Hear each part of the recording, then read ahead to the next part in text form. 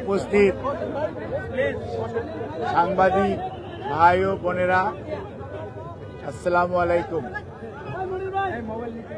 আপনারা জানেন, বাংলাদেশ জাতীয়তাবাদী দলের চেয়ারপারসন, তিনবারের সাবেক প্রধানমন্ত্রী দেশনেত্রী বেগম খালেদা জিয়া এবার কেয়ার হসপিটালে গত 23শে নভেম্বর থেকে চিকিৎসাধীন আছেন এবং ওনার medical board professor doctor Shahabuddin Talukdar, professor doctor FM Siddiqui, professor doctor Nuruddin Ahmed, professor doctor AQM Mohsin, professor doctor Shamsul Arefin, professor doctor Ziaul Haque, professor doctor Masum Kamal, professor doctor AZM Saleh, professor doctor brigadier অবসরপ্রাপ্ত সাইফুল ইসলাম এবং ডক্টর জাফর ইকবাল, সেই সাথে বাংলাদেশের বাইরে থেকে professor doctor Habibur Rahman, professor doctor Rafiquddin Ahmed এবং professor John Hamilton, professor doctor Hamid Rob, professor John Patrick Kennedy, professor Jennifer Cross এবং doctor Zubaida Rahman সহ আমেরিকা, UK এবং বাংলাদেশের চিকিৎসকদের যৌথভাবে গঠিত মেডিকেল টিমের অধীন চিকিৎসাধীন থাকা অবস্থায় ওনাকে গত 27 তারিখ থেকে CCUতে উনি চিকিৎসাধীন আছেন। আল্লাহর অশেষ মেহেরবানিতে ডাক্তাররা যে চিকিৎসা দিচ্ছেন সেই চিকিৎসা সেটি উনি গ্রহণ করতে পারছেন, অথবা আমরা যদি বলি মেনটেন করছেন। কাজেই বিভিন্ন ধরনের গুজব, বিভিন্ন ধরনের বক্তব্য বিভিন্ন জায়গায় দেখার পরিপ্রেক্ষিতে দলের পক্ষ থেকে আমাদের দলের ভারপ্রাপ্ত চেয়ারম্যান জনাব তারেক রহমান সার্বক্ষণিকভাবে ওনার চিকিৎসার তদারকি করছেন। চিকিৎসার সমস্ত বিষয়ে উনি দেশে বিদেশি চিকিৎসকদের সাথে আমাদের মাধ্যমে যোগাযোগ রাখছেন। দলের মহাসচিব এবং দলের স্থায়ী কমিটির সদস্য সহ সারা দেশের মানুষের ন্যায় প্রধান উপদেষ্টা পরিষদের সদস্য এবং বাংলাদেশ অন্তর্বর্তীকালীন সরকার সার্বক্ষণিকভাবে ওনার চিকিৎসার ব্যাপারে যথাযথ সহযোগিতা এই হাসপাতালের চিকিৎসক, নার্স এবং সকল কর্তৃপক্ষকে দিয়ে যাচ্ছেন এবং আমরা অত্যন্ত কৃতজ্ঞ। আমাদের বন্ধুপ্রতিম দেশ যারা, অর্থাৎ আমেরিকা বলেন, UK বলেন, পিপলস রিপাবলিক অফ চায়না বলেন, কাতার বলেন, আর সৌদি আরবিয়া বলেন, পাকিস্তান বলেন, ইন্ডিয়া বলেন, আমাদের অনেক সরকার এবং রাষ্ট্রপ্রধান এই চিকিৎসার ব্যাপারে তাদের সহযোগিতার হাত বাড়িয়ে দিয়েছেন।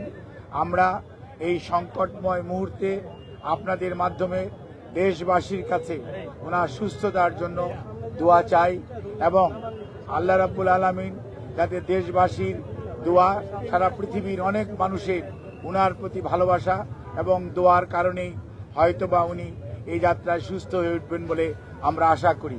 সেই জন্যই আমরা আপনাদের মাধ্যমে সবাইকে সর্বোচ্চ সংযম প্রদর্শন এবং সেই সাথে কোনো ধরনের গুজব ছড়ানো এবং গুজবে কান না দেওয়ার জন্য বিনীতভাবে পরিবারের পক্ষ থেকে, দলের পক্ষ থেকে আপনাদেরকে আমরা অনুরোধ করছি। আমাদের দল কিভাবে আপনাদেরকে ইনফরমেশন দিবে সেটিও আমাদের দলের পক্ষ থেকে জানিয়ে দেওয়া হয়েছে। কাজেই সম্মানিত সাংবাদিক ভাই ও বোনেরা, আপনারা ধৈর্য ধরুন। দীর্ঘ 6 বৎসর যাবৎ আপনারা আমাদেরকে সহযোগিতা করেছেন। ইনশাআল্লাহ আমরা এই যাত্রাও আপনাদের ভালোবাসা, আপনাদের সহযোগিতা এবং আল্লাহ রাব্বুল আলামিনের অশেষ মেহেরবানিতে আমরা আবারও আমাদের প্রাণপ্রিয় নেত্রী দেশনেত্রী বেগম খালেদা জিয়াকে আজকে দেশের মানুষের যে অকৃত্রিম ভালোবাসার প্রতীক সেটি আজকে প্রমাণিত। সেই লক্ষ্যেই আমরা আপনাদের সহযোগিতা চাই। আমাদের ভারপ্রাপ্ত চেয়ারম্যান জনাব তারেক রহমান আপনাদের সবাইকে অনুরোধ করেছেন যে ধৈর্য ধারণ করার জন্য এবং উনি সার্বক্ষণিকভাবে বিরামহীনভাবে দেশি বিদেশি চিকিৎসকদের সমন্বয়ে গঠিত মেডিকেল টিমের সাথে সার্বক্ষণিক যোগাযোগ রাখছেন। কাজে আপনাদের সহযোগিতা ছাড়া চিকিৎসা কার্যক্রম সঠিকভাবে পরিচালনা করা সম্ভব হবে না। কাজে কোনো ধরনের গুজবে কান না দেওয়ার জন্য আপনাদেরকে অনুরোধ করছি এবং দেশনেত্রী বেগম খালেদা জিয়ার জন্য সুস্থতার জন্য আপনাদের মাধ্যমে দেশ তথা সকল ধর্মের মানুষের প্রতি আমরা উদাত্ত আহ্বান জানাচ্ছি। আপনাদের সবাইকে অনেক অনেক ধন্যবাদ।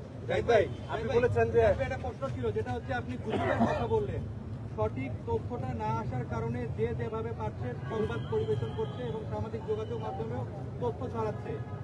খালেদা জিয়ার এখনকার যে শারীরিক অবস্থা, উনি কি ওইখান থেকে কি উন্নতির দিকে গেছেন? বিদেশে যাওয়ার মতো শারীরিক কন্ডিশন তার আছে কিনা একটু পরিষ্কার করবেন। আমাদের দলের পক্ষ থেকে জানানো হয়েছে, আমাদের দলের সিনিয়র যুগ্ম মহাসচিব জনাব রিজভী আহমেদ ওনার স্বাস্থ্য ব্যতীত অন্যান্য বিষয়ে আপনাদেরকে মাঝে মাঝে ব্রিফ করবেন। আর আমি doctor A Z M Zahid Hossain, দলের একজন কর্মী, আমি আপনাদেরকে ওনার স্বাস্থ্য নিয়ে ব্রিফ করব। এর বাইরে আপনারা অন্য কারো ব্রিফিং এর প্রতি কোনো ধরনের কান না দেওয়ার জন্য দল আপনাদেরকে অনুরোধ করেছে। আপনারা যদি এটা মানেন, ফলো করেন, তাহলে আর কোনো গুজবের ছড়ানোর সুযোগ থাকে না। দেশের বাইরে নেওয়ার জন্য যে কথাটি আমি পূর্বেও বলেছি, মেডিকেল বোর্ডের সদস্যরা ওনাকে দেখেছেন। আজকেও ইউকে থেকে ওনাকে দেখার জন্য বিশেষজ্ঞ আসবেন এবং ওনারা দেখবেন। দেখার পরবর্তীতে ওনাকে যদি ট্রান্সফারেবল হয়, আমাদের যদি ট্রান্সফার করার প্রয়োজন পড়ে মেডিকেল বোর্ড মনে করে, তখনই ওনাকে সেই যথাযথ সময়ে ওনাকে চিকিৎসার জন্য দেশের বাইরে নিয়ে যাওয়া হবে। আমাদের সকল প্রস্তুতি আছে, কিন্তু সর্বোচ্চটা মনে রাখতে হবে যে রোগীর বর্তমান অবস্থা এবং সর্বোপরি মেডিকেল বোর্ডের পরামর্শের বাইরে কোনো কিছু